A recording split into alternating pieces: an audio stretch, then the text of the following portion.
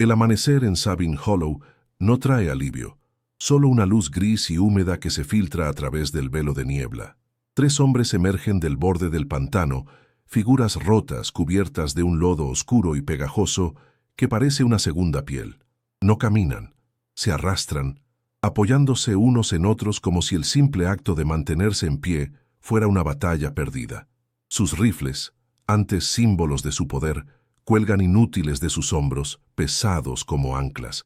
Sus ropas están hechas jirones, desgarradas no por espinas, sino por una prisa desesperada. Pero lo más elocuente es su silencio. No hay maldiciones, no hay quejas, solo el sonido de sus respiraciones entrecortadas y el vacío en sus ojos. Una mirada que ha visto algo que la mente no puede procesar. Detrás de ellos, atados a un ciprés solitario, 12 caballos ensillados esperan a jinetes que nunca regresarán. La escena no habla de una pelea, sino de una disolución, como si el propio pantano los hubiera tragado. Hace apenas 48 horas, eran 15. Entraron en ese mismo pantano con la arrogancia de conquistadores, sus risas resonando entre los árboles cubiertos de musgo español. Eran los reguladores de Sabine, el brazo armado del coronel Augustus Thorne, hombres acostumbrados a que el miedo fuera su heraldo. Su misión era simple, casi un deporte: cazar a un puñado de aparceros fugitivos de Promise Creek, darles una lección y arrastrarlos de vuelta a los campos de algodón. Se movían con una confianza ruidosa, disparando a las serpientes de agua por diversión y compartiendo historias de brutalidad como si fueran hazañas de guerra. Para ellos, el pantano era solo un obstáculo, un terreno incómodo que pronto dejarían atrás. No concebían la posibilidad de que no fueran ellos los cazadores. La tierra, como la gente que la habitaba, debía someterse a su voluntad. Creían en la ley de la fuerza, y ellos eran la fuerza. Pero el pantano no respondió a su fuerza. Respondió con un silencio opresivo que absorbía sus voces y los hacía sentir observados. La niebla matutina no se disipaba, se aferraba al suelo, reduciendo la visibilidad a unos pocos metros y convirtiendo a cada compañero en una silueta extraña. El calor húmedo se pegaba a su piel y el aire, espeso y quieto, se sentía pesado en los pulmones. Los sonidos familiares de la civilización desaparecieron, reemplazados por el zumbido constante de los insectos y el chapoteo lejano de algo que se sumergía en el agua turbia. Pronto, sus mapas se volvieron inútiles. Los senderos que recordaban parecían haberse desvanecido, y los árboles, todos iguales en su majestuosidad decrépita, formaban un laberinto sin fin. La confianza del grupo comenzó a erosionarse, reemplazada por una irritación silenciosa. El pantano no los estaba atacando, simplemente los estaba desorientando, despojándolos de su certeza. La primera señal de que algo más estaba en juego no fue un ataque, sino un acto de sabotaje silencioso y preciso. Una noche, descubrieron que las correas de cuero de sus alforjas habían sido cortadas con un solo tajo limpio, arruinando sus provisiones de comida. Los nudos que aseguraban a los caballos de carga habían sido desatados y reemplazados por nudos complejos que ninguno reconoció, nudos de tipo militar. No fue obra de un granjero asustado. Esto requería paciencia, habilidad y una audacia escalofriante para acercarse tanto a su campamento sin ser detectado. La irritación se convirtió en una punzada de inquietud. Empezaron a mirar las sombras con más atención, a escuchar con más agudeza. El enemigo invisible ya no era el terreno, sino una inteligencia que se movía dentro de él, una presencia que los observaba, los medía y jugaba con ellos. El juego había cambiado, pero aún no entendían las reglas. Entonces comenzaron las desapariciones. El primer hombre, enviado a explorar un pequeño afluente, simplemente no regresó. No hubo gritos, ni disparos, ni rastro de lucha. Se desvaneció en la niebla como si nunca hubiera existido. Esa noche, el vigilante de la segunda guardia fue encontrado ausente de su puesto al amanecer, su rifle apoyado contra un árbol y una taza de café a medio beber en el suelo. El pánico, antes un susurro, se convirtió en una corriente subterránea que electrificó al grupo. Y luego llegaron los símbolos. Alguien encontró una vieja soga confederada, de las usadas en los linchamientos, deshecha y vuelta a tejer con un nudo de horca de la Unión, colgando de una rama sobre el sendero. Otro descubrió una sola bala de francotirador, pulida y brillante, colocada sobre la página abierta de su Biblia. No eran amenazas de violencia, eran mensajes, eran declaraciones de una guerra psicológica que no sabían cómo combatir. La disciplina del grupo se fracturó bajo el peso del miedo. La camaradería forjada en la violencia se disolvió en sospecha. Los hombres comenzaron a acusarse mutuamente de hacer demasiado ruido, de quedarse dormidos en la guardia, de atraer la atención del fantasma que los acechaba. Las discusiones en susurros se convirtieron en altercados a gritos que rompían el silencio del pantano, revelando aún más su posición.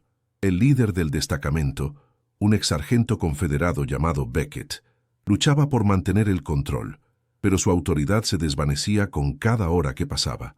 Sus órdenes, antes obedecidas sin dudar, ahora eran recibidas con miradas desafiantes o con el terror paralizante de hombres que se negaban a separarse del grupo. Los reguladores, tan temibles en campo abierto, se habían convertido en un rebaño asustado, atrapado en una jaula sin barrotes. Su número, su mayor ventaja, se había convertido en una carga ruidosa y paranoica. Fue Beckett quien finalmente lo comprendió. Mientras observaba el nudo militar en la soga, un recuerdo helado de la guerra lo asaltó. Había visto tácticas como estas antes: el sabotaje logístico, la guerra psicológica, el uso del terreno para aislar y desmoralizar. Esto no era obra de un espíritu del pantano ni de un granjero desesperado. Esta era la estrategia de un soldado de élite, un explorador entrenado. Se dio cuenta de que no estaban siendo cazados, estaban siendo desmantelados. Habían subestimado a su presa de la manera más fundamental posible. No perseguían a un esclavo fugitivo, habían sido atraídos a una trampa por un estratega. La revelación no trajo alivio, solo una forma más profunda y lúcida de terror. El monstruo en la oscuridad no era un demonio, sino un hombre, y eso lo hacía infinitamente más peligroso. Para entonces, ya era demasiado tarde. Su unidad estaba rota, perdida y a merced de una sombra.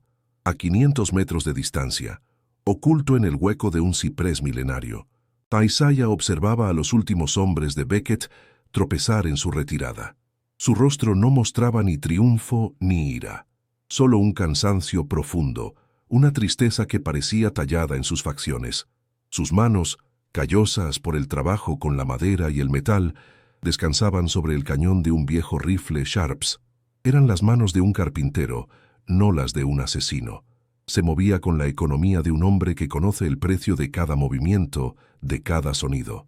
No había nada en su apariencia que sugiriera al depredador que había deshecho a 15 hombres armados. Era un hombre silencioso que solo quería que lo dejaran en paz, pero el mundo no se lo había permitido. Y ahora, el fantasma que había intentado enterrar después de la guerra había vuelto a despertar, no por venganza, sino por una necesidad más antigua: proteger a los indefensos. Antes de continuar, dinos desde dónde estás viendo esto.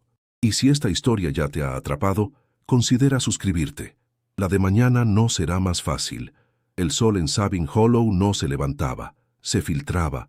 Era una luz pálida y lechosa que luchaba por atravesar la densa capa de humedad que se aferraba al suelo cada mañana. Una promesa de calor que aún no había llegado, pero que ya se sentía en el aire espeso. En una pequeña cabaña, al borde del pantano, lejos del agrupamiento de chozas que conformaban Promise Creek, Paisaya ya estaba despierto. No lo despertaba un gallo ni la luz, sino un reloj interno forjado en años de disciplina autoimpuesta. Se movía en la penumbra de su hogar con una economía de movimiento que bordeaba el ritual. Cada paso era deliberado, cada acción tenía un propósito. No había prisa en él, solo una secuencia ininterrumpida de tareas: avivar las brasas del día anterior, poner a calentar el agua, revisar las cerraduras de una puerta que nadie se atrevería a forzar. Su silencio no era vacío, era denso, lleno de pensamientos no expresados y recuerdos mantenidos a raya por la simple y repetitiva mecánica de la supervivencia. Su taller era una extensión de su cabaña, un espacio abierto pero techado donde el olor a aserrín, aceite y metal caliente se mezclaba con el aroma terroso del pantano. Aquí era donde Isaiah hablaba su verdadero idioma. El golpe rítmico de su martillo sobre el yunque era el único sonido que rompía la monotonía de sus mañanas, un pulso constante que comenzaba con el alba y terminaba con el crepúsculo. Los habitantes de Promise Creek medían su día por ese sonido. Era una constante, una certeza en un mundo construido sobre la incertidumbre. Veían a Isaiah como un hombre simple, quizás un poco lento, quebrado por una guerra de la que nunca hablaba.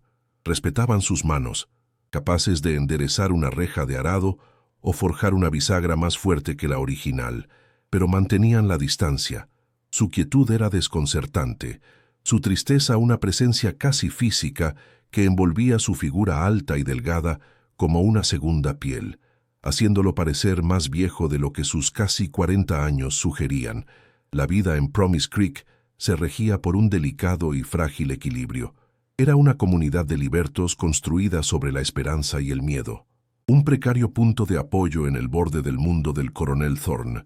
La gente trabajaba la tierra que no era suya, pagando con una parte de la cosecha que siempre parecía demasiado grande. Vivían bajo un sistema diseñado para mantenerlos perpetuamente endeudados, una esclavitud con otro nombre. Sin embargo, habían construido una escuela, una iglesia y un sentido de comunidad que era a la vez su mayor fortaleza y su mayor vulnerabilidad. Sabían que su modesta prosperidad era observada con resentimiento desde las grandes casas de las plantaciones. Cada cosecha exitosa, cada niño que aprendía a leer, era visto no como un triunfo, sino como un acto de desafío. La tensión era el aire que respiraban, una corriente subterránea de temor que dictaba cada palabra y cada mirada. Isaiah existía en la periferia de este mundo. Su cabaña, estratégicamente ubicada entre el asentamiento y las profundidades del pantano, reflejaba su posición social. Era parte de la comunidad, pero no pertenecía a ella. Reparaba sus herramientas, afilaba sus hachas y reforzaba las ruedas de sus carretas, aceptando a cambio alimentos o pequeños trabajos de trueque. Rara vez entraba en el corazón de Promise Creek.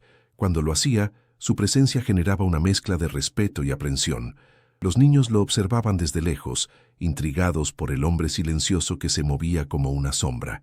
Las mujeres le ofrecían un saludo cortés, pero no intentaban entablar conversación. Los hombres le hablaban de trabajo, del clima, de la dureza del suelo, pero nunca de sus miedos o esperanzas. Para ellos, Isaiah era una herramienta útil, una figura solitaria y predecible, tan parte del paisaje como los viejos cipreses cubiertos de musgo español. Lo que nadie en Promise Creek entendía era que el aislamiento de Isaiah era una elección, una forma de vigilancia autoimpuesta. Desde su taller, podía ver el camino que conectaba el asentamiento con la plantación de Thorne. Escuchaba el paso de los caballos mucho antes de que fueran visibles. Observaba a los reguladores de Sabine cuando patrullaban los límites del pueblo, sus rostros enrojecidos por el alcohol y la arrogancia. No los miraba con miedo, sino con una calma evaluadora que ocultaba una vida de experiencia. Catalogaba sus armas, su número, su falta de disciplina. Veía la forma en que montaban, la manera en que sus risas ruidosas rompían la paz del campo. En sus ojos no eran guerreros ni guardianes de la ley, sino matones descuidados, peligrosos por su crueldad, pero vulnerables por su soberbia. Esta observación constante era su carga, un deber que se había impuesto sin que nadie se lo pidiera. El trabajo de Isaiah era un acto de meditación, una forma de mantener sus manos ocupadas para que su mente no vagara por los oscuros senderos del pasado. Cada pieza de metal que calentaba y moldeaba, cada junta de madera que tallaba con precisión milimétrica, era un ancla en el presente. La transformación de la materia prima en un objeto útil y duradero le proporcionaba una sensación de control que el mundo exterior le negaba. Sus manos, callosas y fuertes, podían crear o destruir, pero él había elegido crear. Había una honestidad brutal en su oficio. El metal no mentía, la madera no engañaba. Si cometía un error, la pieza se rompía. Si era paciente y hábil, el resultado era la perfección. Esta era la única ley en la que todavía confiaba, la física inmutable del estrés y la tensión, de la fuerza y la fragilidad. A veces, un niño se aventuraba demasiado cerca de su taller, atraído por el brillo del fuego de la forja o el sonido rítmico del martillo. Un día, el pequeño Samuel, hijo de uno de los aparceros, se quedó observándolo durante casi una hora, sus ojos muy abiertos por la fascinación. Isaiah no dijo una palabra, simplemente continuó con su trabajo. Cuando terminó de reparar una cadena, tomó un pequeño trozo de madera de ciprés sobrante. Sin dejar de mirar su trabajo, sus manos se movieron con una rapidez y precisión que parecían ajenas a su habitual lentitud. En menos de un minuto, había tallado un pájaro tosco pero perfectamente equilibrado. Sin mirarlo, extendió la mano y se lo ofreció al niño. Samuel lo tomó con vacilación, susurró un «gracias», apenas audible, y salió corriendo, aferrando el pequeño tesoro de madera como si fuera oro. Este era el alcance de su interacción social: gestos silenciosos, actos de servicio sin palabras. La comunidad lo interpretaba como timidez o como el resultado de un trauma que lo había dejado vacío por dentro. No podían ver la disciplina férrea que se escondía detrás de su fachada pasiva. No podían imaginar que su economía de movimiento no era lentitud, sino la eficiencia de un soldado entrenado para conservar energía. No sabían que su silencio no era estupidez, sino la costumbre de un explorador que había aprendido que el sonido era un enemigo en territorio hostil. Confundían su control con apatía, su paciencia con resignación. Esta percepción errónea era su mejor camuflaje, un manto de invisibilidad tejido con las bajas expectativas de un mundo que solo veía el color de su piel y las cicatrices invisibles que asumían que llevaba. El coronel Augustus Thorne personificaba ese mundo. Era un hombre que creía en un orden natural de las cosas, un orden en el que él estaba en la cima. Su poder no residía en la ley, sino en la aplicación selectiva y brutal de la misma a través de sus reguladores. Estos hombres, en su mayoría exsoldados confederados o granjeros blancos, empobrecidos, que culpaban a los libertos de su propia miseria, eran el instrumento contundente de su voluntad. Patrullaban el condado de Sabine Hollow como si fuera su feudo personal, su presencia una amenaza constante y visible. Montaban a caballo por el centro de Promise Creek sin motivo aparente, simplemente para recordar a sus habitantes quién ostentaba el poder. Su arrogancia era absoluta, alimentada por la certeza de que sus acciones nunca tendrían consecuencias. Eran la encarnación de un sistema que no necesitaba justificación, solo fuerza. Isaiah los observaba desde la distancia, su rostro una máscara impasible. Veía cómo el sheriff Collier, un hombre cuya insignia debería haber representado la justicia, bebía con ellos en el porche de la tienda general, compartiendo sus chistes crueles y su desprecio. Veía el miedo en los ojos de la gente de Promise Creek, una sumisión forzada que le revolvía el estómago, pero no actuaba. Había hecho un pacto consigo mismo después de la guerra. Nunca más tomaría las armas. La violencia le había arrebatado todo: sus compañeros, su fe en la humanidad, su propia identidad. Se había retirado del mundo, buscando una paz que sabía que nunca encontraría del todo, pero que podía simular a través del trabajo duro y el aislamiento. Proteger a Promise Creek con su vigilancia silenciosa era el límite de su compromiso. Intervenir directamente significaría despertar al fantasma que había luchado tanto por enterrar. El pantano que se extendía detrás de su cabaña era su único confidente. Para la mayoría de la gente, era un lugar de muerte y desorientación, un laberinto de aguas estancadas y criaturas venenosas. Para Isaiah, era un santuario. Conocía sus senderos ocultos, los lugares donde el suelo era firme y donde se convertía en un lodo devorador. Entendía el lenguaje de sus sonidos, el chapoteo de un caimán deslizándose en el agua, el grito de una garza, el zumbido de los insectos que se intensificaba antes de una tormenta. Caminaba por sus bordes al atardecer, no como un intruso, sino como parte de su ecosistema. El pantano no juzgaba, simplemente existía, indiferente a las leyes de los hombres. Un lugar donde un hombre podía desaparecer si sabía cómo moverse. Era su fortaleza y su refugio, el único lugar donde se sentía verdaderamente invisible. Esta era la normalidad de Isaiah, una vida construida sobre una estricta rutina y un control emocional absoluto. Su mundo era pequeño, definido por los límites de su taller y el borde del pantano. Creía que si mantenía la cabeza gacha, si permanecía en silencio y se hacía útil pero insignificante, podría vivir el resto de sus días en esta paz fracturada. La ilusión de control era su mecanismo de supervivencia. Creía que podía observar la injusticia sin ser parte de ella, que podía proteger desde las sombras sin tener que entrar en la luz. Se convencía a sí mismo de que el pasado estaba muerto y que el sargento Isaiah Washington había sido enterrado junto con sus hombres en una fosa común en Tennessee. Él era solo un carpintero, un hombre simple que arreglaba cosas rotas. Cada noche, después de limpiar y guardar meticulosamente sus herramientas, se sentaba en el porche de su cabaña y observaba cómo la oscuridad se tragaba el paisaje. El sonido de su martillo era reemplazado por el coro nocturno del pantano. En esos momentos de quietud, el control a veces flaqueaba. Los rostros de sus compañeros caídos aparecían en las sombras, sus voces un susurro en el viento. Aferraba los brazos de su silla de madera, sus nudillos blancos, y se concentraba en el presente, en el peso de su propio cuerpo, en el aire húmedo que llenaba sus pulmones. La paz era una batalla que libraba cada noche, una victoria precaria que se ganaba a través de la pura fuerza de voluntad.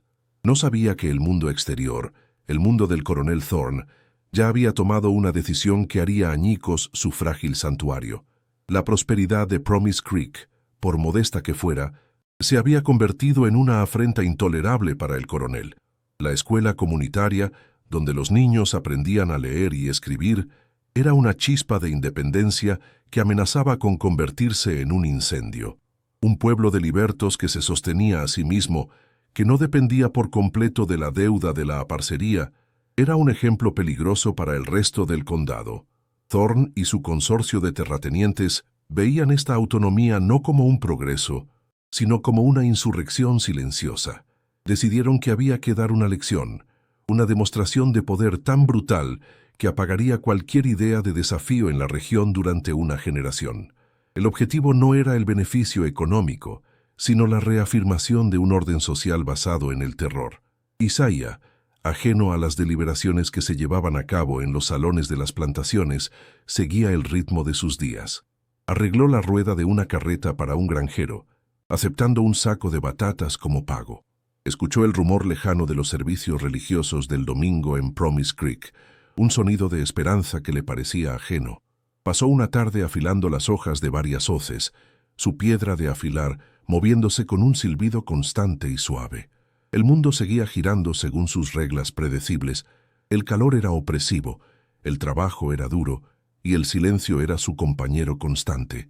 Se aferraba a esta normalidad, a esta ilusión de que el mañana sería igual que el hoy, sin saber que ya era un hombre marcado, no por quien era, sino por el lugar que había elegido para desaparecer. El día que todo cambió, comenzó como cualquier otro. El sol lechoso, el aire pesado, el sonido del martillo de Isaiah marcando el pulso de la mañana. Desde su taller, vio a un grupo de reguladores, más numeroso de lo habitual, cabalgar hacia Promise Creek. No era la patrulla habitual. Se movían con un propósito sombrío, sus rostros tensos y decididos. Isaiah dejó el martillo en silencio y se quedó inmóvil, observando. Sintió una punzada fría en el estómago, un instinto largamente reprimido que le gritaba que algo estaba fundamentalmente mal. La ilusión de control, la burbuja de paz que había construido con tanto esmero a su alrededor, comenzó a agrietarse, amenazando con liberar al hombre que había jurado no volver a ser jamás. El sonido que llegó desde Promise Creek no fue el de un disparo, sino el de la madera rompiéndose, seguido de gritos ahogados y el llanto de un niño. Isaiah se quedó paralizado, su mente una tormenta de imágenes de otro tiempo, de otro lugar. Vio el humo empezar a elevarse sobre las copas de los árboles, un humo negro y espeso que no provenía de una chimenea. Era el humo de la escuela comunitaria, el corazón de la esperanza del pueblo, ardiendo hasta los cimientos. Los reguladores no habían ido a intimidar, habían ido a destruir. Habían cruzado una línea, violando el santuario de la comunidad de una manera que no podía ser ignorada ni perdonada. El pacto de Isaiah consigo mismo se estaba desmoronando con cada voluta de humo que ascendía hacia el cielo. Cuando los reguladores se marcharon, dejaron tras de sí un silencio devastado. Isaiah esperó, escuchando, sintiendo el pulso del miedo que emanaba del pueblo. Luego, lentamente, caminó hacia Promise Creek. La escena era de desolación, la escuela era una ruina humeante, pero lo peor no era la destrucción material. Varias familias habían sido secuestradas, llevadas a la fuerza hacia la plantación de Thorn como castigo y ejemplo. Y entre los desaparecidos estaba la familia de Samuel, el niño al que le había tallado el pájaro de madera. La noticia lo golpeó no como un estruendo, sino como un silencio absoluto en su interior. La amenaza ya no era una abstracción que podía observar desde la distancia, se había vuelto personal. Habían tomado al niño, y con él, la última astilla de paz que Isaiah creía poseer. El cambio no llegó con un estruendo, sino con un susurro que se deslizó por Promise Creek como el miasma del pantano. Isaiah lo escuchó primero en el tintineo alterado de las monedas en la tienda general, en las pausas demasiado largas, en las conversaciones cuando pasaba un hombre blanco. Los aparceros que traían sus herramientas para reparar hablaban menos del clima y más de las nuevas y opresivas condiciones de sus contratos. Las balanzas del desmotador de algodón del coronel Thorn, decían, se habían vuelto más pesadas, y la porción de la cosecha que les quedaba se encogía como una hoja al sol. No eran quejas abiertas, sino murmullos intercambiados en voz baja, el lenguaje de un miedo que se estaba volviendo más definido, más presente. Isaiah escuchaba en silencio mientras trabajaba, su martillo golpeando el metal al rojo vivo, cada golpe un punto final a frases que quedaban suspendidas en el aire cargado de aprensión, sintiendo cómo la frágil paz del asentamiento comenzaba a deshacerse por los bordes. Luego, la presencia de los reguladores de Sabine se hizo más constante. Antes, sus patrullas eran esporádicas, un recordatorio ocasional del poder de Thorn. Ahora, se habían convertido en una rutina diaria. Cabalgaban lentamente por el único camino de tierra de Promise Creek, no en una misión, sino en una demostración de dominio. Se detenían frente a la iglesia, frente a la escuela, sus caballos pateando el polvo, sus miradas recorriendo las cabañas con una insolencia depredadora. No decían nada, no tenían que hacerlo. Su silencio era una amenaza en sí mismo, una ocupación silenciosa que transformaba el espacio comunitario en un territorio vigilado. Desde su taller, Isaiah los observaba. Sus manos nunca dejaban de trabajar, pero sus ojos registraban cada detalle, el brillo de un rifle recién aceitado, la forma en que un hombre escupía tabaco de mascar cerca del pozo de la comunidad, el desprecio grabado en sus rostros. Eran lobos rodeando un rebaño, probando las defensas, disfrutando del miedo que su mera presencia inspiraba. La presión se extendió a la economía de la subsistencia. El señor Abernathy, el dueño de la única tienda general en Millas, un hombre cuya neutralidad siempre había sido una cuestión de negocios, comenzó a cambiar. Su sonrisa se volvió forzada, sus ojos esquivos cuando trataba con los residentes de Promise Creek. Un día, Isaiah vio cómo Sarah, la madre de Samuel, intentaba comprar un saco de harina. Abernathy negó con la cabeza, murmurando algo sobre problemas con el suministro, aunque Isaiah podía ver claramente varios sacos apilados detrás del mostrador. Le ofreció en su lugar un saco de peor calidad a un precio inflado. Sarah, con la dignidad herida pero sin opciones, pagó el precio. Fue un pequeño acto de crueldad, una humillación silenciosa que resonó más fuerte que un grito. Isaiah, que había entrado a comprar clavos, simplemente observó la transacción, pagó por sus artículos sin decir una palabra y se fue, el peso de la injusticia tan tangible como el martillo en su mano. El sheriff Collier, el supuesto representante de la ley, abandonó cualquier pretensión de imparcialidad. Se le veía cada vez más a menudo en el porche de la tienda de Abernathy, compartiendo una botella de whisky con los reguladores. Su risa resonaba por la calle, un sonido áspero que se unía al coro de desprecio de los hombres de Thorn. Una tarde, un joven aparcero llamado Joseph intentó presentar una queja formal. Uno de los caballos de los reguladores había accidentalmente pisoteado y destruido una parte de su pequeño huerto familiar. Collier ni siquiera se levantó de su silla. Escuchó con una sonrisa burlona. Luego le dijo a Joseph que tuviera cuidado por dónde plantaba sus verduras. Los reguladores rieron a carcajadas. Joseph se quedó allí por un momento, impotente y humillado, antes de darse la vuelta y marcharse. Isaiah, afilando una hoja de hacha en su taller, escuchó toda la interacción. El sonido de la piedra de afilar contra el acero se volvió más lento, más deliberado, un chirrido agudo que parecía absorber la tensión del aire. La guerra psicológica se intensificó con la profanación de símbolos. Una mañana, el predicador del pueblo encontró la sencilla cruz de madera que coronaba la iglesia de Promise Creek, arrancada y arrojada al barro. No estaba rota, simplemente deshonrada, un gesto calculado para atacar el corazón espiritual de la comunidad. Nadie vio quién lo hizo, pero todos sabían de dónde venía la orden. El acto no era de violencia física, sino de terror simbólico, un mensaje claro de que nada era sagrado, nada estaba a salvo de su alcance. La gente se reunió en silencio alrededor de la cruz caída, sus rostros una mezcla de miedo y rabia impotente.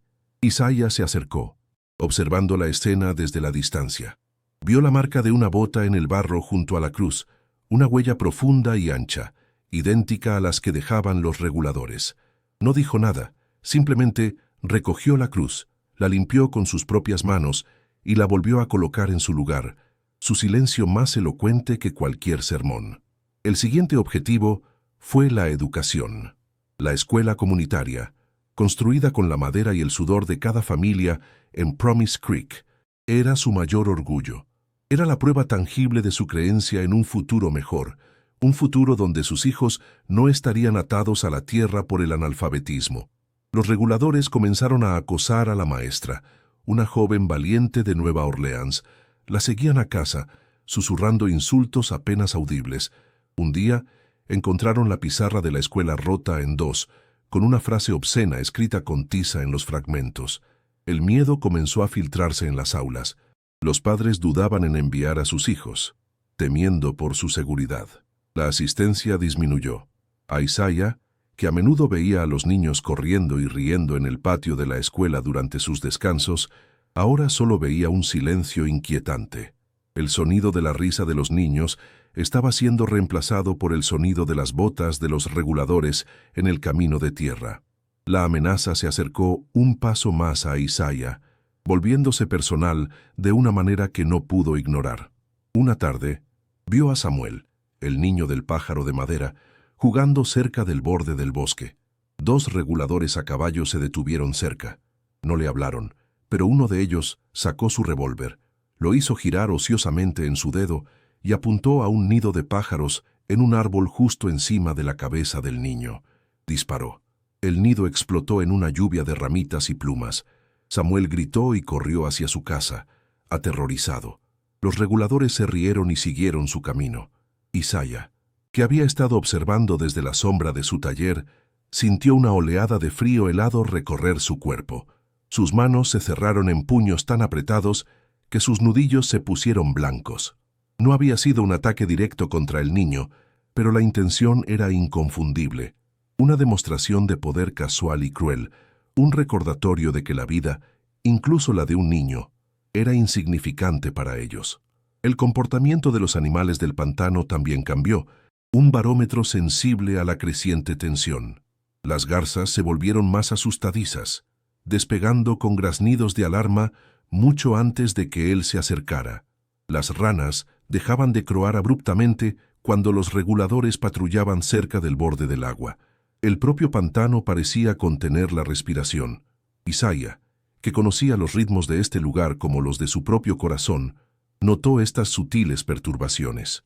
Eran una señal de que la intrusión del mundo de Thorn no se limitaba a Promise Creek. Su veneno se estaba filtrando en la tierra, alterando el delicado equilibrio del ecosistema. El pantano, su santuario, estaba siendo profanado por la misma arrogancia y brutalidad que infectaba el mundo de los hombres. Esta violación de su único refugio encendió en él una ira fría y silenciosa, una emoción que había mantenido enterrada durante más de una década. Los rumores sobre el coronel Thorne se volvieron más oscuros y específicos. Se decía que había comprado las deudas de varios pequeños granjeros blancos, obligándolos a unirse a sus reguladores o a perder sus tierras. Estaba consolidando su poder, no solo sobre la población negra, sino sobre toda la región, transformando Sabine Hollow en su feudo personal. Un viajante que pasó por el taller de Isaiah le contó en voz baja que Thorne estaba acumulando armas, rifles nuevos que superaban con creces lo necesario para la simple vigilancia de una plantación. Se estaba preparando para una guerra, no para una simple intimidación. La noticia confirmó las peores sospechas de Isaiah. Esto no era una escalada temporal de la violencia, era el comienzo de una campaña sistemática para aplastar cualquier forma de independencia y restaurar un orden que no era diferente de la esclavitud. La vigilancia de Isaiah se volvió más aguda, su rutina una fachada para una observación constante. Mientras forjaba el hierro, sus oídos estaban sintonizados con el sonido de los cascos de los caballos en la distancia. Mientras cepillaba la madera, sus ojos escaneaban el horizonte en busca de cualquier movimiento inusual. Por la noche, no se sentaba en su porche a descansar, sino a escuchar los sonidos nocturnos, distinguiendo el llamado de un búho del chasquido de una rama bajo una bota descuidada.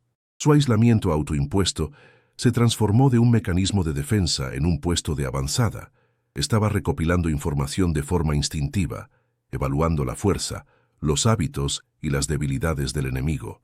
El sargento Isaiah Washington, el hombre que creía haber enterrado, estaba comenzando a analizar el campo de batalla, aunque el carpintero Isaiah todavía se negaba a admitirlo. Un día, el padre de Samuel, un hombre llamado Elías, se acercó a Isaiah. Su rostro estaba tenso por la preocupación. Le pidió a Isaiah que reforzara la cerradura de su puerta. No era una petición de trabajo cualquiera. En sus ojos, Isaiah vio una pregunta tácita, un ruego desesperado por una protección que iba más allá de una simple pieza de metal. Elías le contó que su familia había sido elegida para negarse al nuevo impuesto de protección de Thorne en la próxima reunión de la comunidad. Era un acto de desafío suicida, pero sentían que no tenían otra opción. Isaiah tomó la vieja cerradura sin decir una palabra. Trabajó durante horas, forjando no solo una cerradura, sino un mecanismo complejo y robusto, mucho más fuerte de lo necesario. Cuando se la devolvió a Elías, sus miradas se encontraron por un breve instante. En ese silencio se transmitió un entendimiento. Ambos sabían que ninguna cerradura sería suficiente para detener lo que se avecinaba. La atmósfera en Promise Creek se volvió sofocante, cargada de una fatalidad inminente. Las conversaciones cesaron por completo. Las puertas se cerraban antes del anochecer. Los niños ya no jugaban al aire libre. La comunidad, antes vibrante a pesar de sus dificultades, se había convertido en un pueblo fantasma, sus habitantes atrapados en sus casas por el miedo. El sonido del martillo de Isaiah, que antes era una reconfortante señal de normalidad, ahora sonaba solitario y desafiante en el silencio opresivo. Era el único pulso que quedaba en un cuerpo que se estaba muriendo lentamente de miedo. Cada golpe del martillo parecía hacer una pregunta. ¿Cuánto tiempo más podría permanecer como un simple observador? ¿Cuánto tiempo más podría afilar las herramientas de otros hombres sin levantar las suyas? Una noche, mientras limpiaba su taller bajo la luz de un farol, Isaiah encontró algo fuera de lugar. Sobre su yunque, colocado con una precisión deliberada, había un único cartucho de rifle del tipo utilizado por los reguladores. No era una amenaza directa, sino un mensaje sutil y escalofriante. Significaba que se habían acercado lo suficiente a su casa, a su santuario, para dejarlo allí sin ser detectados. Era una declaración de poder, una forma de decirle que lo estaban observando, que su neutralidad no lo hacía invisible. Isaiah recogió el cartucho. Estaba frío y pesado en su palma. Lo miró durante un largo rato, el metal pulido reflejando la llama del farol. Luego, lentamente, cerró la mano sobre él, el latón presionando contra las cicatrices de su piel. La ilusión de que podía permanecer al margen se había hecho añicos para siempre. Ya no era un espectador. Era un objetivo. La última grieta en su normalidad se abrió en su propio interior. Esa noche, por primera vez en años, no limpió y guardó sus herramientas. En su lugar, se adentró en la parte trasera de su cabaña, levantó una tabla suelta del suelo y sacó un largo paquete envuelto en lona engrasada. Lo desenvolvió lentamente, con un cuidado reverente. Dentro estaba su viejo rifle Sharps de la guerra, el acero oscuro y perfectamente conservado. No lo levantó ni lo apuntó. Simplemente pasó los dedos por la culata de nogal, sintiendo las muescas y arañazos familiares, cada uno una cicatriz de un pasado que había intentado olvidar. El olor del aceite de armas llenó el aire, un aroma que le trajo una avalancha de recuerdos, el humo de la pólvora, el sabor del miedo, el peso de la vida y la muerte. El carpintero había llegado al límite de su mundo. El fantasma que había dormido durante tanto tiempo dentro de él finalmente comenzaba a despertar. La noche después del incendio no trajo estrellas, solo un cielo bajo y opresivo que parecía presionar la tierra, sofocando las últimas brasas de la escuela de Promise Creek. El olor a pino quemado y a esperanza carbonizada se aferraba al aire húmedo, un recordatorio fantasmal que se infiltraba por las grietas de cada cabaña. Las puertas, antes abiertas a la comunidad, ahora estaban atrancadas desde adentro. Las ventanas, oscuras y vacías, parecían ojos cerrados por el miedo. El silencio que se había apoderado del asentamiento no era pacífico. Era el silencio tenso de una presa que sabe que el depredador todavía acecha en la oscuridad, esperando. La comunidad no se había dispersado, se había contraído sobre sí misma. Cada familia una isla de terror en un mar de silencio, el cerco social tan impenetrable como cualquier muro físico. Isaiah sintió el cambio en el aire, en la forma en que el coro nocturno del pantano parecía sonar más fuerte, llenando el vacío dejado por las voces humanas. Su cabaña, siempre un puesto de avanzada solitario, ahora se sentía como el borde del mundo conocido. El camino hacia Promise Creek estaba desierto, una cicatriz de tierra pálida bajo la luz de una luna enferma.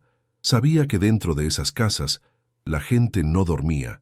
Estaban escuchando, como él, cada crujido de una rama, cada aullido lejano de un perro, interpretando los sonidos de la noche en busca de una amenaza que ya no era abstracta. El cerco no era solo de los hombres de Thorn, era un asedio del miedo, y él estaba atrapado dentro de sus murallas invisibles. La soledad que una vez buscó ahora se sentía como un aislamiento forzado, una cuarentena del espíritu. Al amanecer, la ocupación se hizo oficial. 3 reguladores, liderados por Beckett, el exsargento confederado cuya mirada carecía de la estupidez cruel de sus hombres, establecieron un puesto de control improvisado en la única encrucijada que conectaba Promise Creek con el resto del condado. No detenían a nadie, pues nadie se atrevía a salir. Simplemente estaban allí sentados en sus caballos, sus rifles Winchester cruzados sobre las sillas de montar, una declaración de soberanía sobre la tierra y la gente que la habitaba. Su presencia transformó el paisaje familiar en un territorio enemigo. Cada árbol, cada recodo del camino, se convirtió en parte de una jaula sin barrotes. Para Isaiah, observando desde la distancia de su taller, la escena era un eco doloroso de su pasado. La calma antes de la violencia, la quietud de un campo de batalla antes de la primera carga. A pesar de la amenaza, Isaiah encendió su forja. El sonido de su martillo, deliberado y rítmico, fue el primer acto de desafío en Promise Creek desde el incendio. No era un gesto de valentía, sino de necesidad. El trabajo mantenía sus manos ocupadas, su mente anclada, pero su enfoque había cambiado. Mientras reparaba la hoja de un arado, sus ojos no estaban en el metal, sino en los movimientos de los reguladores. Notó su falta de disciplina, cómo uno de ellos bebía de una petaca a media mañana, cómo se agrupaban para hablar, dando la espalda al bosque. Estaba evaluando, midiendo, sus instintos de soldado analizando las debilidades de una fuerza de ocupación. El carpintero trabajaba, pero el sargento observaba, y la línea entre los dos hombres comenzaba a desdibujarse con cada golpe del martillo. A media tarde, Beckett se separó de sus hombres y cabalgó lentamente hacia el taller de Isaiah. No se movía con la arrogancia de los demás, sino con la curiosidad de un cazador que examina una presa inusual. Se detuvo justo fuera del alcance del calor de la forja, sus ojos recorriendo el orden meticuloso del taller, las herramientas colgadas en sus lugares precisos, el suelo barrido. Isaiah no detuvo su trabajo. Siguió golpeando el metal al rojo vivo, el sonido del martillo llenando el silencio entre ellos. Beckett esperó, una prueba de voluntades silenciosa. Quería ver si el hombre negro se encogería bajo su mirada, si mostraría el miedo que esperaba. Pero Isaiah solo le ofreció el ritmo constante de su trabajo, su espalda una pared de indiferencia controlada. «Reparando herramientas en un día como hoy», dijo Beckett finalmente. Su voz, un retumbo bajo que no encajaba con el entorno. La mayoría de la gente está rezando o escondiéndose. Isaiah sumergió la hoja del arado en un barril de agua. El siseo del vapor fue su única respuesta inmediata. Luego, sin volverse, habló, su voz tranquila y nivelada, desprovista de emoción. Las herramientas se rompen sin importar el día. Beckett sonrió levemente, una sonrisa que no llegó a sus ojos. Unos cuantos de tus vecinos huyeron hacia el pantano después del malentendido de anoche. Un hombre que conoce el pantano como tú seguramente los habría visto. La pregunta flotaba en el aire, una red lanzada con cuidado. Isaiah finalmente se volvió, sus ojos encontrando los de Beckett. Eran los ojos de un hombre cansado, no asustado. «Solo veo la madera y el metal», respondió. Beckett desmontó, un movimiento fluido que delataba años de experiencia militar. Caminó más cerca, sus espuelas tintineando suavemente en el suelo compactado. Su mirada cayó sobre las manos de Isaiah, grandes y callosas, pero notó algo más, la ausencia total de temblor, la economía de cada movimiento mientras colocaba la herramienta reparada en un estante. Luego, miró el rostro de Isaiah, notando por primera vez una delgada cicatriz blanca que corría justo debajo de su línea de cabello, casi oculta. «Luchaste en la guerra», declaró Beckett. No era una pregunta. Isaiah permaneció en silencio, su rostro una máscara impasible. El aire se espesó, cargado con el peso de todo lo que no se decía.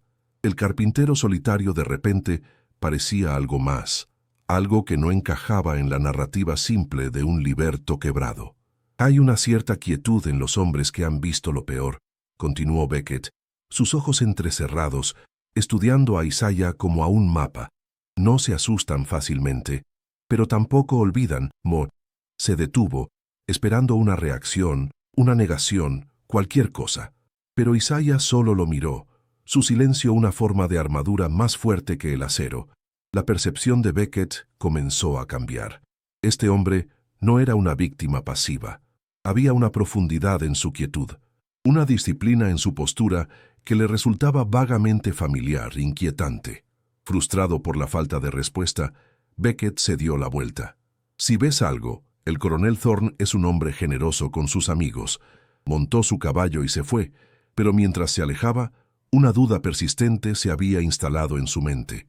El hombre del martillo no era lo que parecía. El cerco había revelado la primera grieta en la fachada de Isaiah. Esa noche, Isaiah no se sentó en su porche. Después de atrancar la puerta, se dirigió a la parte trasera de su cabaña, un espacio que rara vez usaba. Levantó una tabla suelta del suelo, el movimiento practicado y silencioso.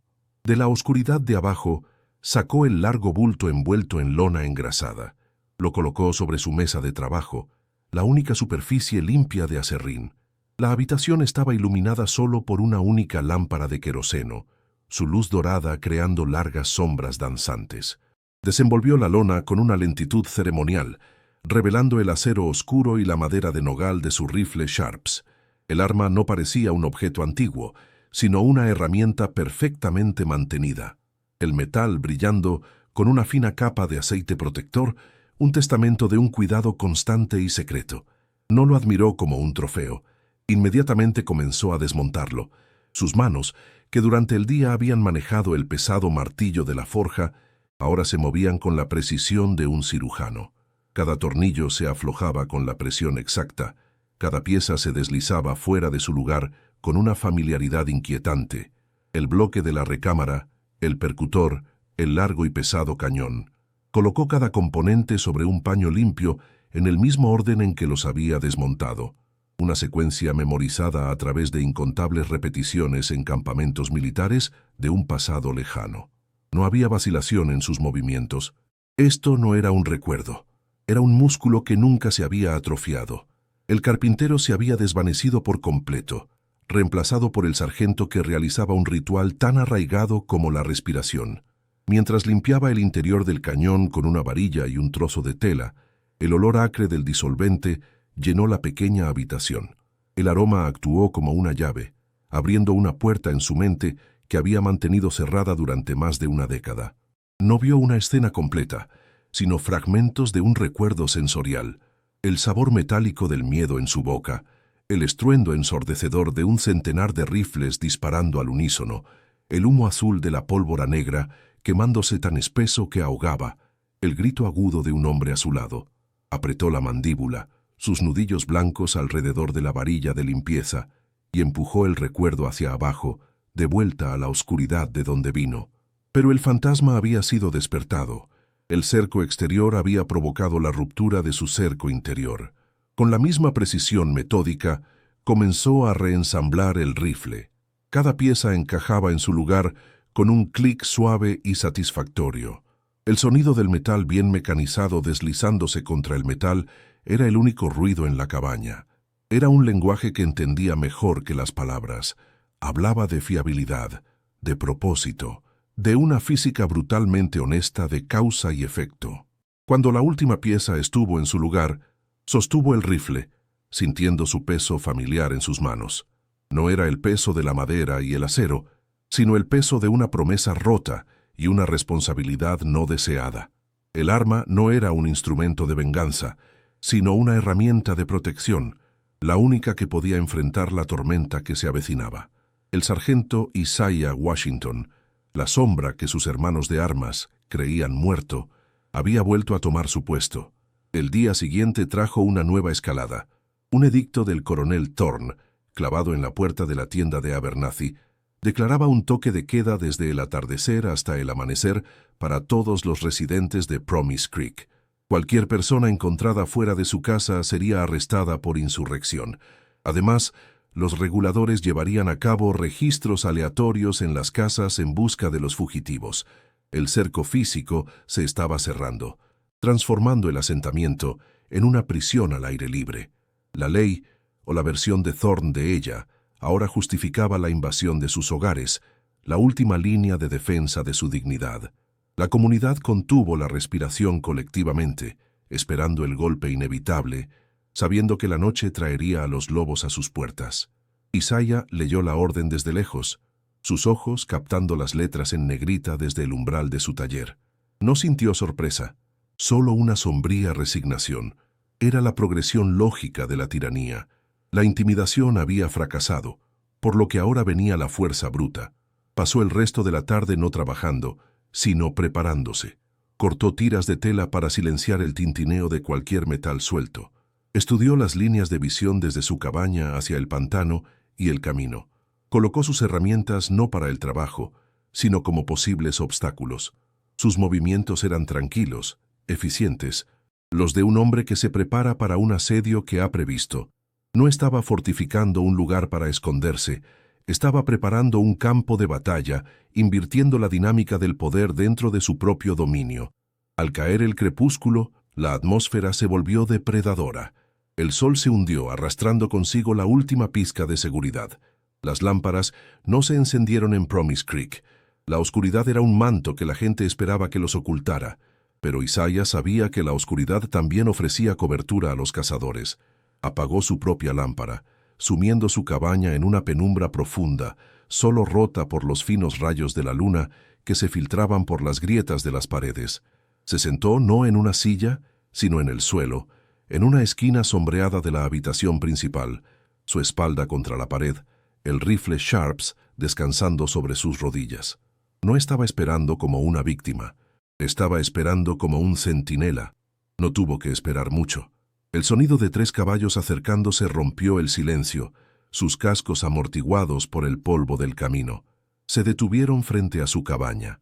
Escuchó el crujido del cuero de las sillas de montar mientras los hombres desmontaban, sus voces bajas y arrogantes.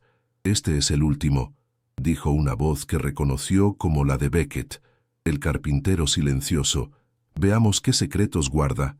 Una bota pesada golpeó la puerta de madera una vez, un golpe resonante que sonó como un trueno en la quietud. Isaiah no se movió. Su respiración era lenta, controlada. El espectador indefenso había desaparecido. En su lugar estaba un depredador en su propio territorio, perfectamente inmóvil, observando desde las sombras, esperando que los cazadores entraran en su trampa. El cerco estaba a punto de romperse, pero no de la manera que Beckett esperaba. El golpe en la puerta fue un sonido seco y autoritario, un trueno en la quietud de la noche. Dentro, Isaiah no se movió. Su cuerpo, apoyado contra la pared en la oscuridad casi total, era una extensión de las sombras. Su respiración era inaudible, un ritmo lento y controlado que no delataba la tormenta de concentración en su interior. Fuera, los tres reguladores esperaban una reacción de miedo, una voz temblorosa, el sonido de muebles siendo arrastrados para bloquear la entrada. En su lugar, solo recibieron el silencio del pantano, un silencio que de repente se sentía más profundo, más pesado, como si la propia cabaña estuviera conteniendo la respiración junto con el hombre que había dentro.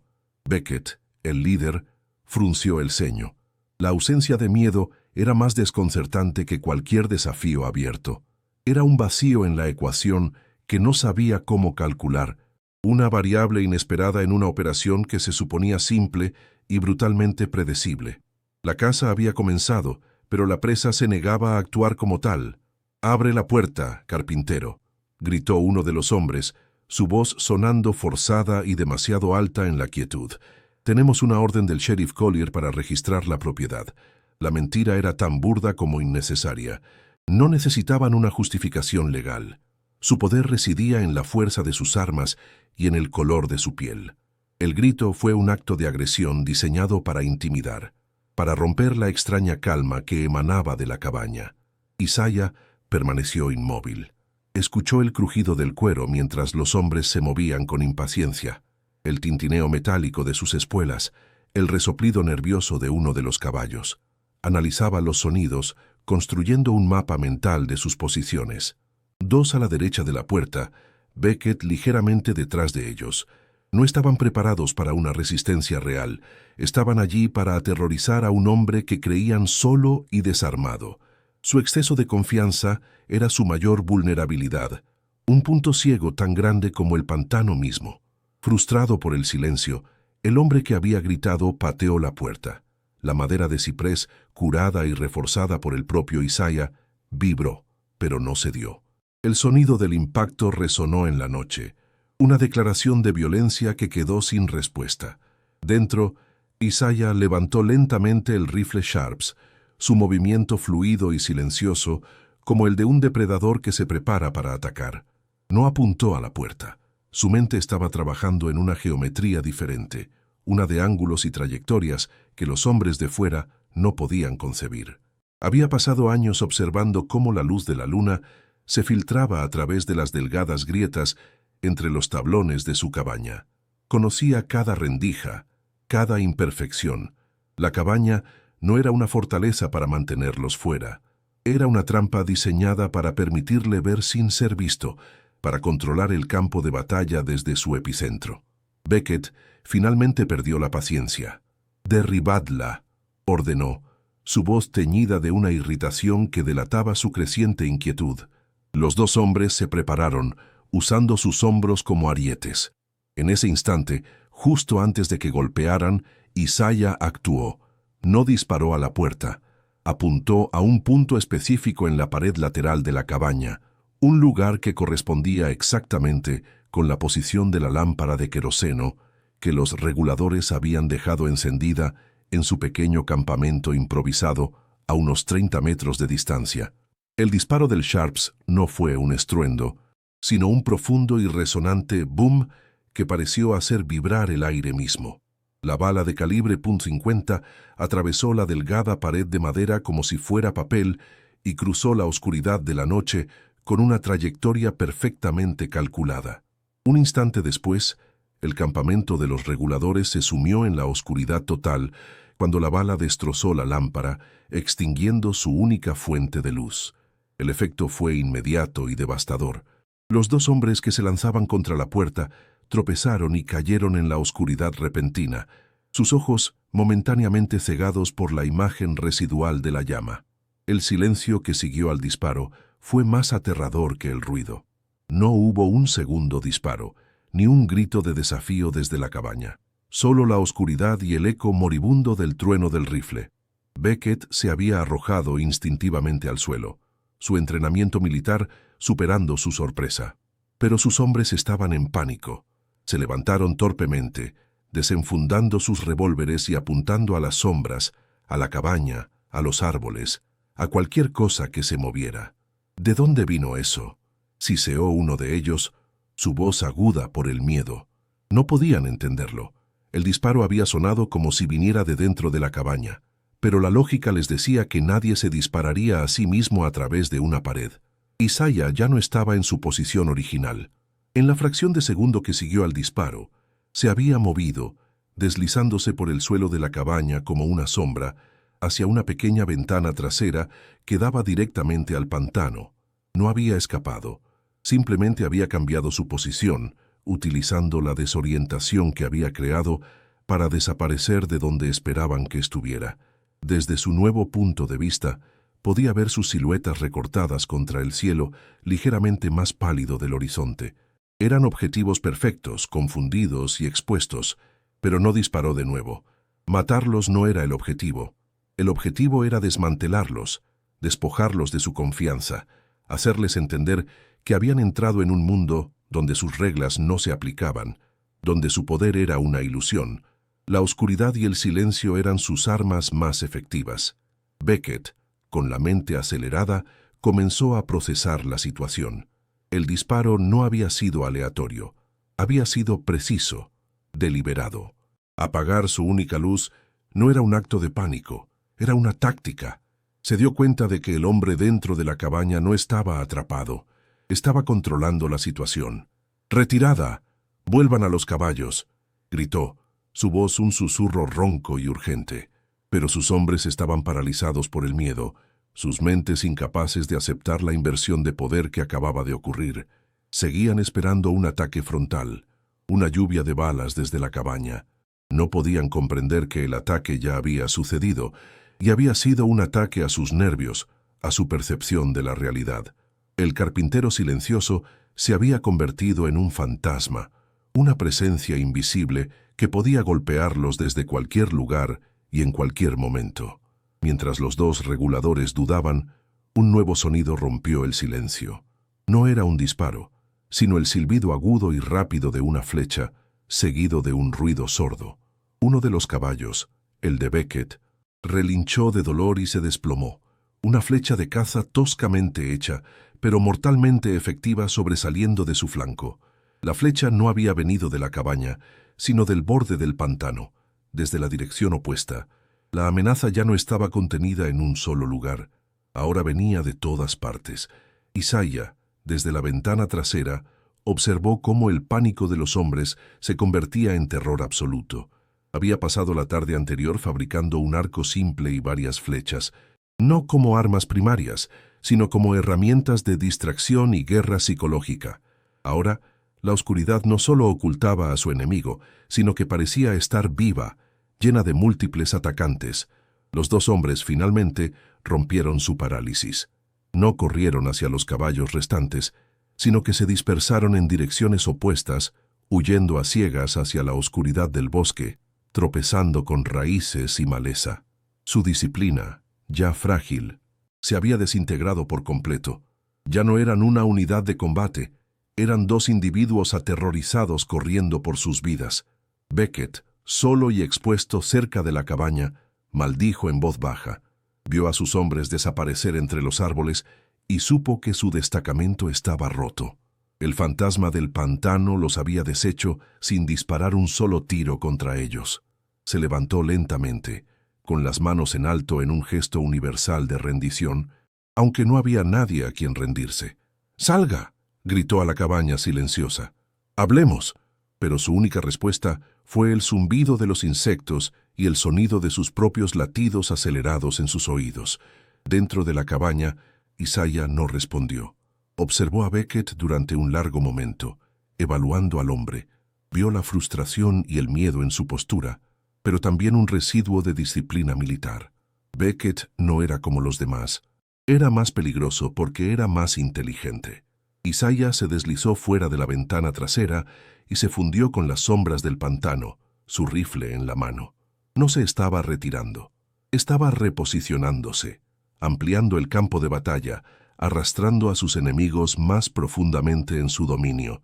Dejó que Beckett se quedara solo en el claro, una figura solitaria gritando a una cabaña vacía, una metáfora perfecta de cómo su poder se había evaporado en el aire de la noche. La inversión de poder no había sido una batalla, sino una disolución silenciosa. La mañana siguiente trajo consigo una niebla espesa y lechosa que se aferraba al suelo, reduciendo la visibilidad a apenas unos metros. Beckett había logrado encontrar a uno de sus hombres, un joven llamado Cletus, que estaba acurrucado en la base de un ciprés, temblando incontrolablemente. El otro hombre, a quien Beckett había enviado en una dirección diferente, había desaparecido por completo. No había rastro de él, ni una huella, ni una rama rota. Simplemente se había desvanecido en la niebla, tragado por el pantano. La arrogancia del grupo había sido reemplazada por un miedo primario y palpable. El pantano ya no era un simple obstáculo. Se había convertido en un laberinto viviente, y sentían que los observaba desde 1000 ojos invisibles. Cada sonido, el goteo del agua desde una hoja, el chasquido de una rama lejana, los hacía sobresaltarse. Beckett, a pesar de su propio miedo, intentaba mantener una apariencia de control. «Tenemos que volver al campamento principal, reagruparnos», dijo, su voz sonando amortiguada en la niebla. Pero incluso él sabía que sus palabras eran huecas. No sabían en qué dirección estaba el campamento. El sol estaba oculto, y cada árbol cubierto de musgo español se parecía al anterior. Estaban perdidos. La noche anterior, el fantasma los había despojado de su confianza. Ahora, la niebla los despojaba de su sentido de la orientación. Estaban siendo sistemáticamente desmantelados, pieza por pieza, no por la fuerza bruta, sino por una inteligencia paciente y calculadora que usaba su propio entorno en su contra. La sensación de ser cazados era abrumadora, una presión constante en la parte posterior de sus cuellos. Mientras avanzaban a tientas a través de la niebla, Cletus se detuvo de repente, con los ojos muy abiertos por el horror. Señaló con un dedo tembloroso hacia una rama baja que colgaba sobre su camino. Allí, suspendida de una delgada tira de cuero, había una vieja soga confederada, del tipo que se usaba en los linchamientos. Pero había sido alterada. Alguien la había deshecho y vuelto a tejer con un nudo de horca impecable, un nudo militar de la Unión. No era una amenaza de muerte directa, era un mensaje, un símbolo escalofriante que hablaba directamente a su pasado y a su identidad. Era una declaración de que el poder había cambiado de manos, que los viejos símbolos de su dominio ahora estaban siendo utilizados en su contra por un experto en el arte de la guerra. La guerra psicológica de Isaiah estaba alcanzando un nuevo nivel de sofisticación. El descubrimiento de la soga rompió lo que quedaba del espíritu de Cletus. «Es un fantasma», susurró, sus ojos moviéndose frenéticamente. «Un fantasma de la guerra ha venido a por nosotros». Beckett lo agarró por el hombro, sacudiéndolo. «Cálmate, no es un fantasma, es un hombre». Pero incluso mientras lo decía, las dudas lo asaltaban. Las tácticas eran demasiado precisas, demasiado limpias. El sabotaje de los suministros, el disparo perfecto en la oscuridad, la desaparición silenciosa de sus hombres, y ahora este símbolo macabro. Todo apuntaba a un entrenamiento militar de élite. Se dio cuenta, con una oleada de frío helado, de que habían subestimado a su presa de la manera más fundamental posible. No estaban persiguiendo a un granjero asustado. Habían sido atraídos a una trampa por un estratega, un soldado fantasma que conocía el terreno mejor que ellos, sus propias casas.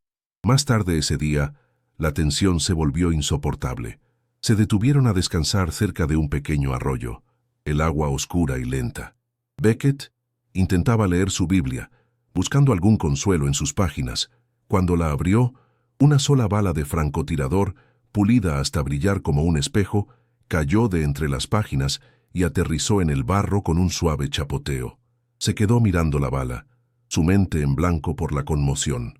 Alguien se había acercado lo suficiente a él, mientras dormía o mientras estaba de guardia, para colocar esa bala en su libro más personal sin que él se diera cuenta.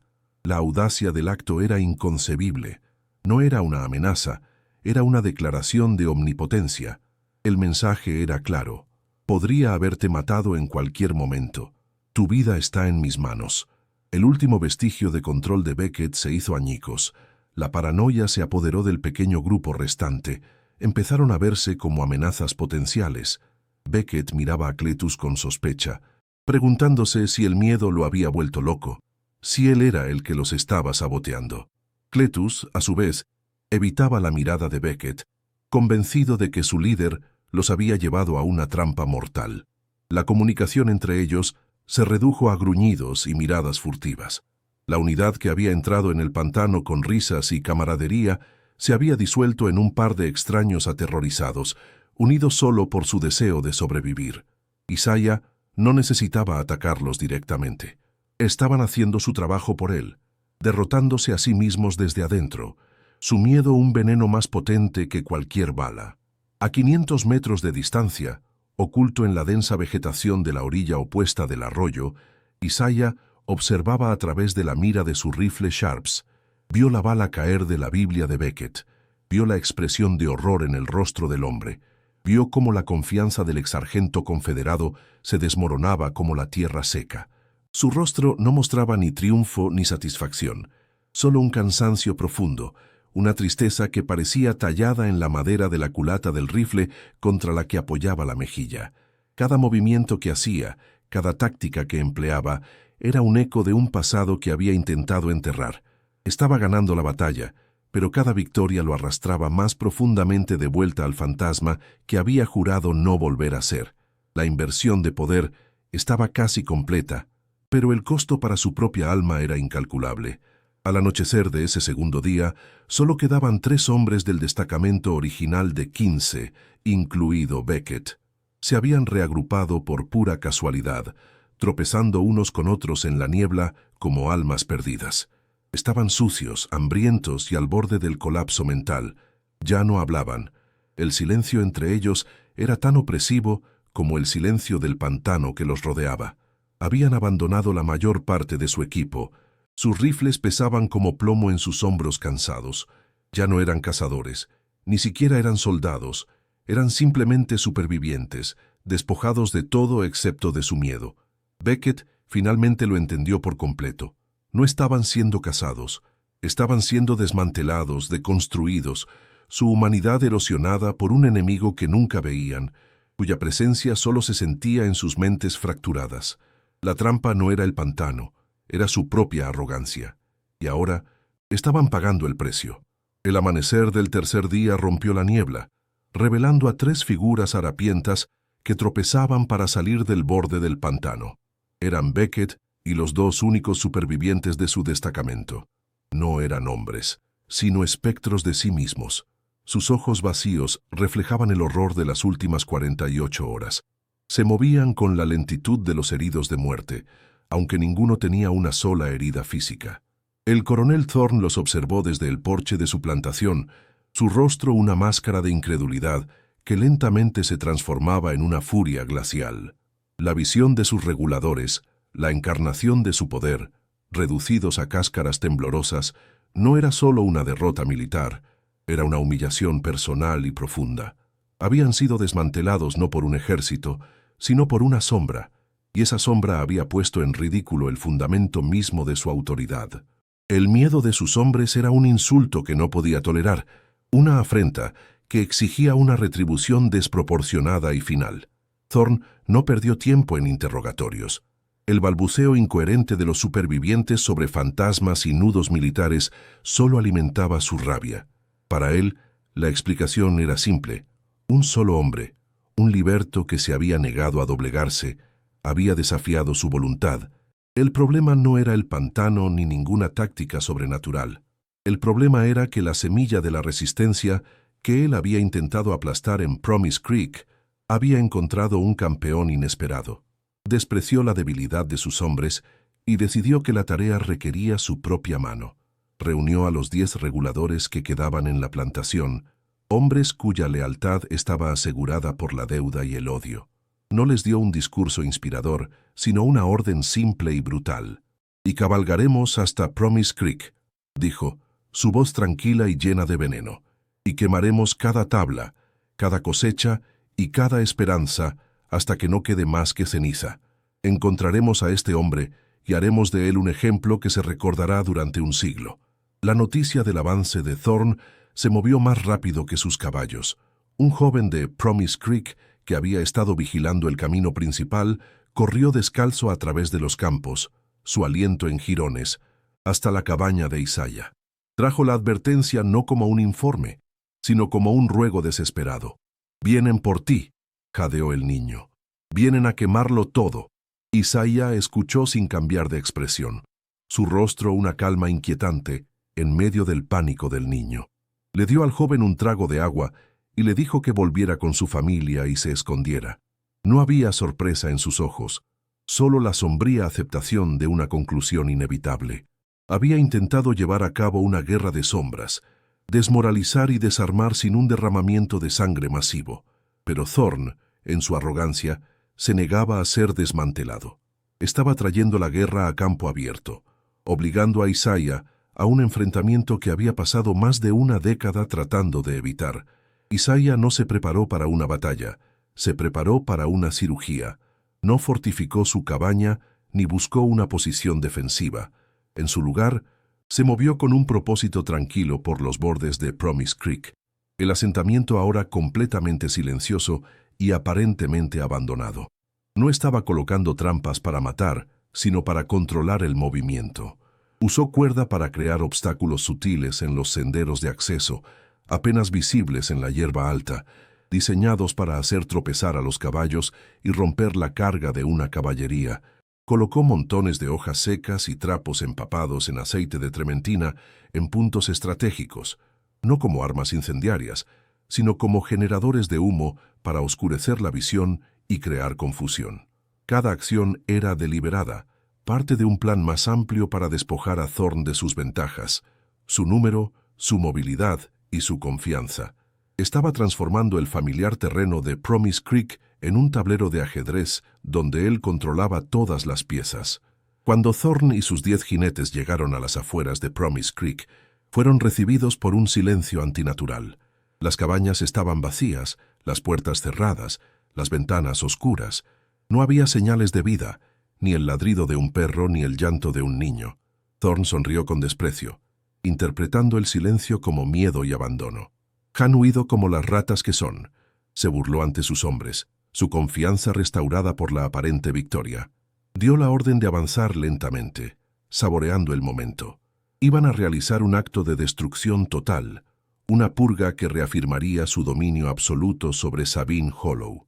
La ausencia de resistencia inmediata lo cegó.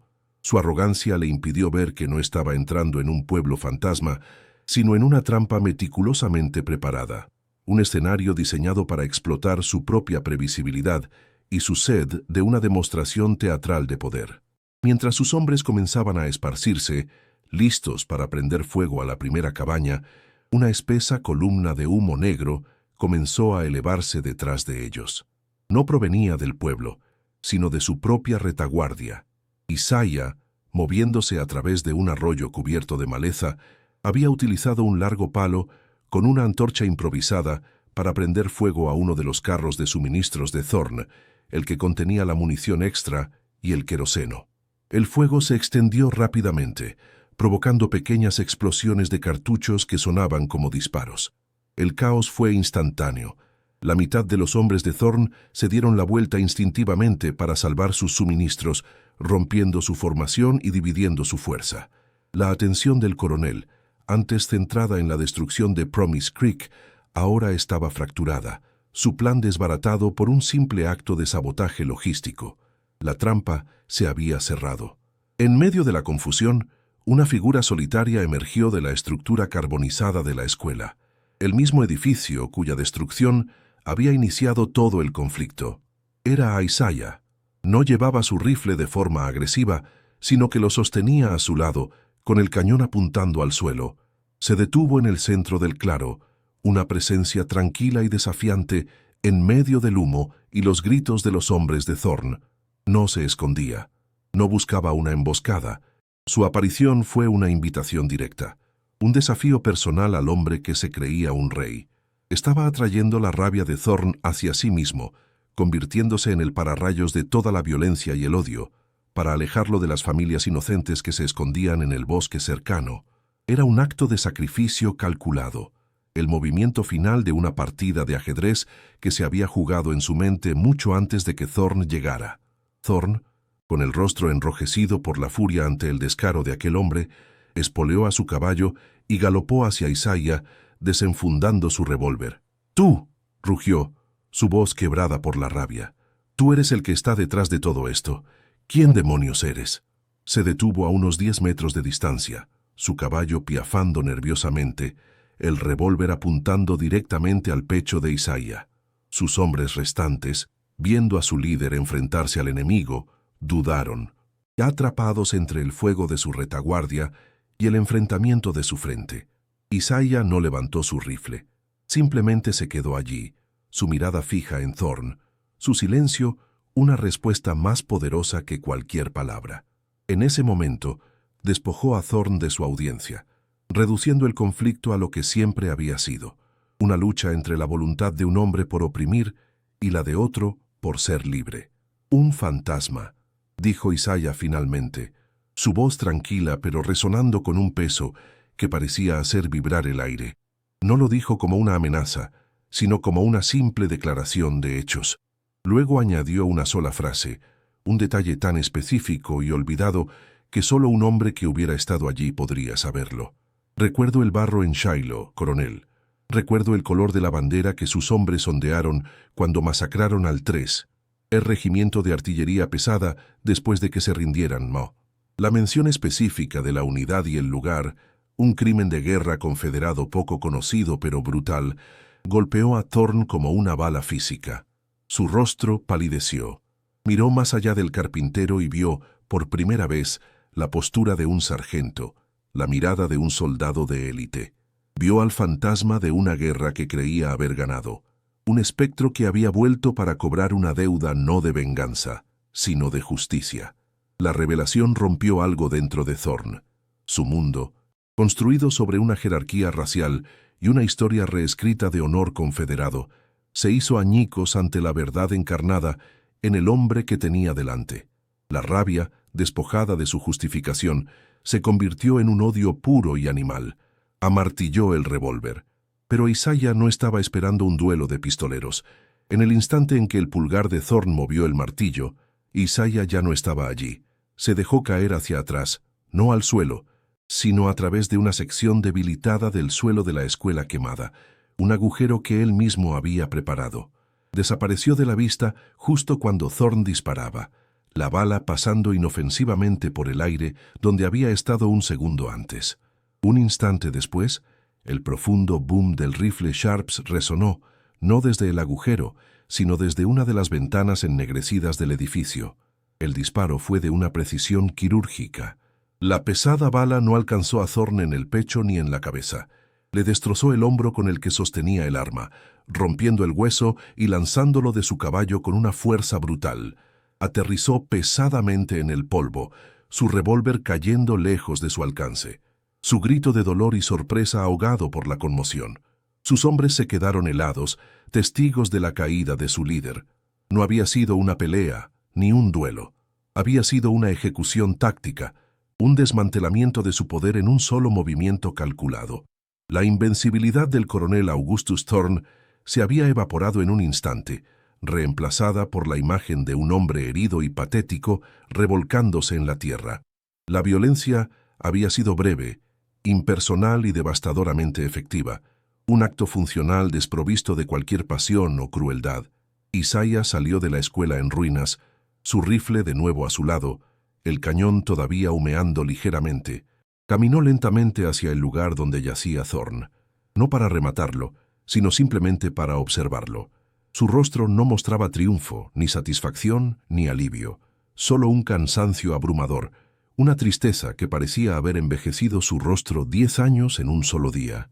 Los reguladores restantes, viendo a su líder derrotado y al fantasma que los había atormentado ahora de pie sobre él, no hicieron ningún movimiento.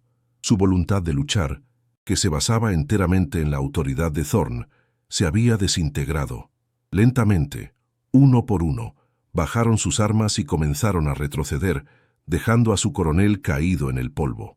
El sistema de poder de Sabine Hollow se había roto, no con un estruendo, sino con un solo disparo preciso. Desde los bordes del bosque, las familias de Promise Creek comenzaron a emerger de sus escondites. Vieron a su opresor derrotado, a sus matones en retirada, y al hombre silencioso que los había salvado de pie en el centro de todo. Pero no hubo vítores ni celebraciones. El aire estaba cargado con el peso de lo que había sucedido. Vieron el costo de su libertad en la mirada vacía de Isaiah. Él les había devuelto su hogar, pero en el proceso había sacrificado el suyo. Había despertado al fantasma dentro de sí mismo y sabía que nunca más podría volver a dormir. La catarsis de la victoria fue silenciosa, pesada y agridulce. Una comprensión compartida de que la paz que habían ganado había sido comprada con la paz de un solo hombre. Sin decir una palabra, Isaiah se dio la vuelta. No caminó hacia la comunidad que lo observaba con una mezcla de gratitud y temor. No se quedó para aceptar su agradecimiento ni para participar en la reconstrucción. Se alejó del pueblo, del coronel caído y de la gente que había salvado, y caminó de regreso hacia el único lugar que le quedaba, el pantano. Su silueta se hizo más pequeña contra el telón de fondo de los cipreses, el rifle Sharps una extensión oscura de su brazo. Se fundió con las sombras del borde del bosque y desapareció, volviendo a ser lo que el mundo le había obligado a ser. Un fantasma, un protector, una leyenda solitaria atada para siempre a la lucha. Había liberado a otros, pero en el proceso se había encadenado a sí mismo a una guerra sin fin. El polvo se asentó en un silencio que era más pesado que cualquier sonido. Los reguladores restantes no huyeron en pánico, sino que se retiraron con una lentitud de sonámbulos, sus movimientos desprovistos de la arrogancia que los había definido. Dejaron a su coronel en el suelo, una figura rota gimiendo en el polvo, su poder desangrándose en la tierra junto con la sangre de su hombro destrozado. Desde el borde del bosque, las familias de Promise Creek emergieron, no con la alegría de los liberados, sino con la cautela de los supervivientes de un desastre natural. Se movían en pequeños grupos, sus ojos no fijos en el tirano caído, sino en el hombre solitario que se erguía en el centro de la desolación. No hubo vítores ni gritos de triunfo. El aire estaba espeso con el olor a pólvora y el costo incalculable de una paz ganada a través de la violencia. Una paz que se sentía frágil y manchada, como un vidrio agrietado. La gente no corrió a abrazar a su salvador. Se detuvieron a una distancia respetuosa, formando un semicírculo suelto alrededor de Isaiah. En sus rostros, la gratitud era una corriente subterránea, eclipsada por una emoción más nueva y poderosa, el asombro teñido de miedo. Ya no veían al carpintero silencioso que reparaba sus herramientas con manos pacientes. Veían al estratega que había desmantelado a un ejército, al francotirador cuya única bala había decapitado a un régimen. Veían el arma que los había liberado, y como todas las armas, era algo que inspiraba tanto reverencia como temor. En su mirada, Isaiah vio su propio veredicto. Había dejado de ser uno de ellos. Se había convertido en una fuerza, en un espectro, en el fantasma de Sabine Hollow. Su acto de protección lo había aislado para siempre, elevándolo a un pedestal solitario donde la conexión humana ya no podía alcanzarlo. Isaiah no les dirigió la palabra, ni siquiera una mirada de reconocimiento. Su rostro, una máscara de un cansancio que parecía tallado en piedra, se volvió lentamente, no hacia la comunidad que lo observaba, sino hacia el santuario oscuro que lo había engendrado. Sin vacilar, comenzó a caminar. Cada paso lo alejaba del mundo que había salvado y lo acercaba más a las profundidades del pantano. Su espalda era una declaración silenciosa. Su guerra había terminado, pero su paz no regresaría. La gente de Promise Creek observó en silencio cómo su figura se hacía más pequeña, el rifle Sharps una extensión natural de su brazo. No intentaron detenerlo ni llamarlo. Comprendieron, con una sabiduría colectiva y triste, que el hombre que se adentraba en las sombras ya no pertenecía a su mundo de hogares y esperanzas. Pertenecía al crepúsculo, a la niebla, a la leyenda que ellos mismos empezarían a contar. Los días que siguieron en Promise Creek estuvieron marcados por una extraña dualidad. La reconstrucción comenzó con una energía febril. Los hombres y mujeres trabajaban desde el amanecer hasta el anochecer para levantar de nuevo los muros de la escuela, esta vez con una madera más fuerte, con cimientos más profundos. Había una nueva determinación en sus movimientos, la confianza de un pueblo que se sabía dueño de su destino. Sin embargo, bajo esta superficie de actividad esperanzadora, persistía un silencio cauteloso. Las conversaciones se detenían cuando se mencionaba su liberación. El nombre de Isaiah rara vez se pronunciaba en voz alta.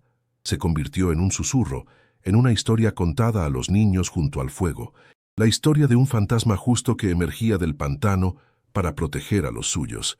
El miedo a Thorn había sido reemplazado por el mito de Isaiah, y la comunidad aprendió a vivir a la sombra de su propio protector invisible.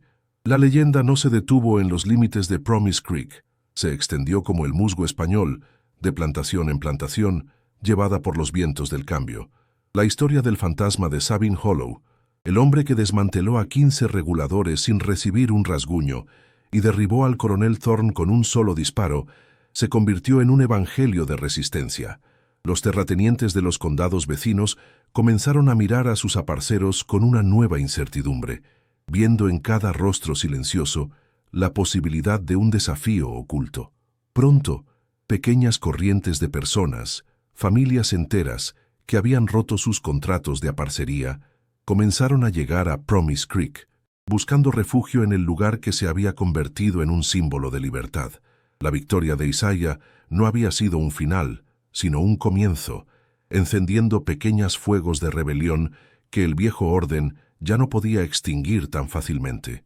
Augustus Thorn no murió, sobrevivió, pero de una manera que era peor que la muerte. Perdió su brazo derecho, pero lo que realmente le fue amputado fue su aura de invencibilidad.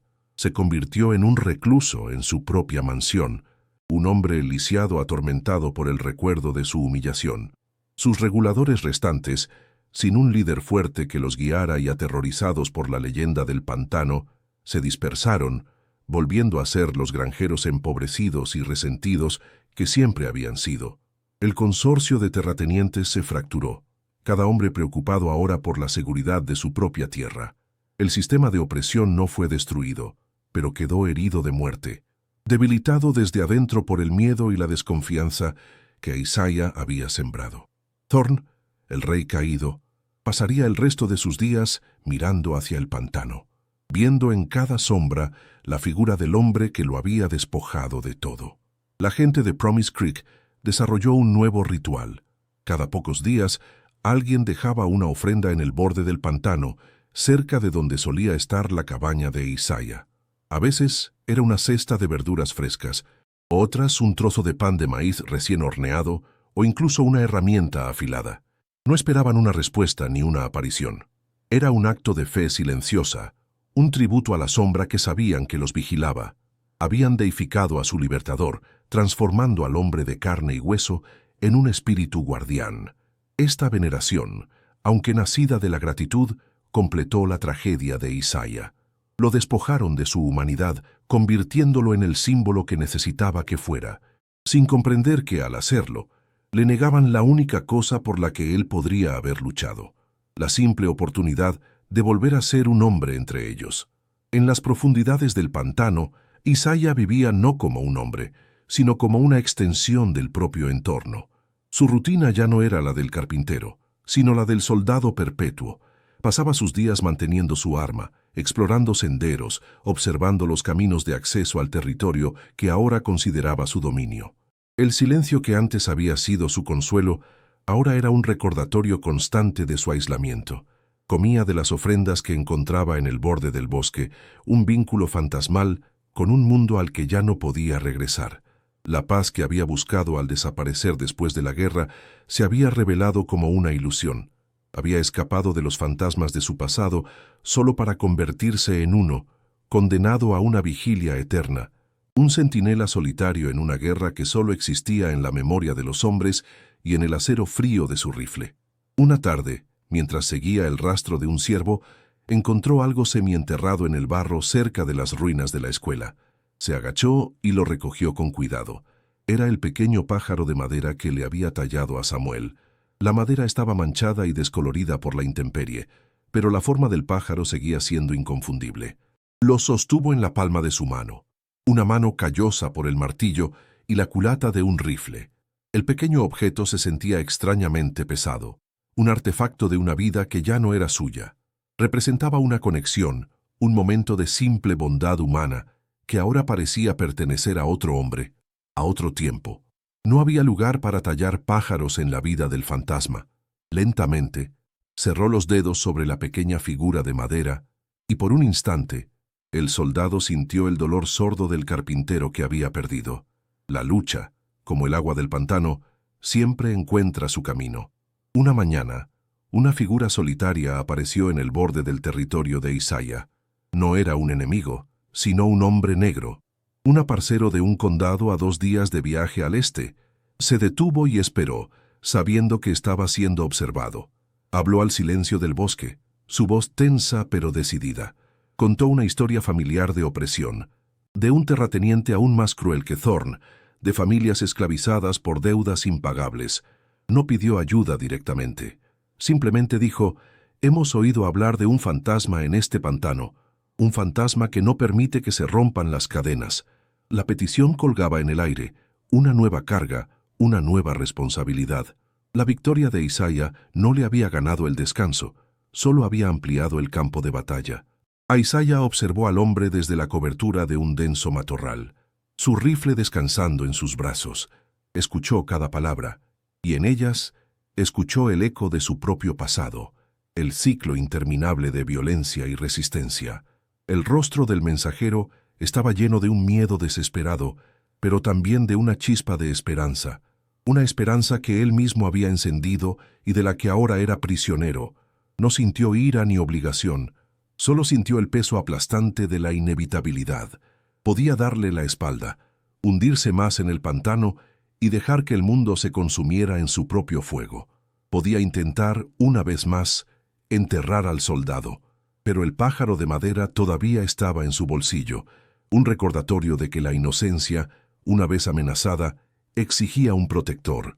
El silencio se prolongó, y el hombre esperó, poniendo su fe en una leyenda. Isaiah no respondió con palabras. Después de que el mensajero se fue, se quedó inmóvil durante mucho tiempo, una estatua de ébano entre los cipreses. Luego, con una lentitud deliberada, se puso de pie. No miró hacia Promise Creek, hacia el hogar que había salvado. Su mirada estaba fija en el este, hacia la nueva oscuridad que se cernía en el horizonte. Levantó el rifle Sharps, no con la furia de un guerrero, sino con la resignación de un hombre que ha aceptado su destino. El arma se asentó en su hombro con una familiaridad pesada, como una cruz. Dio un paso, y luego otro, su figura alta y delgada alejándose de la luz del claro. La niebla del pantano comenzó a envolverlo, tragándose su forma, hasta que no fue más que una silueta, un eco, un fantasma caminando hacia la siguiente batalla, condenado a liberar a todos menos a sí mismo.